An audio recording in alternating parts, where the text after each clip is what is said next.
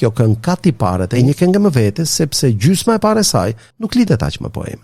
Siç e pam është vetë poeti Derrada që flet dhe deklaron se do të shkruajë një poemë dashurie.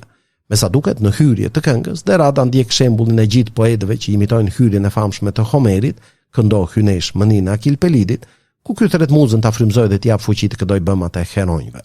Edhe Derrada me sa duket imiton të njëjtën hyrje, po në një mënyrë origjinale, nuk e thret muzën, por thot se muza e zgjodhi atë për të krijuar një poemë dashurie.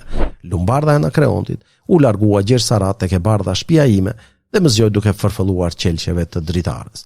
Dhe pas hyrjes klasike me thirrje në thonjza të muzës, Derrada njësoj si Homeri vijon me rrëfimin e poemës tij. Domethënë ajo e Homerit është hyrje tipike për poemat epike dhe kjo që po shkruan Derrada nuk është epike. E po ndoshta prandaj ngjason me atë hyrje, por duke qenë ndryshme origjinale, siç e pam me muzën që e zgjedh.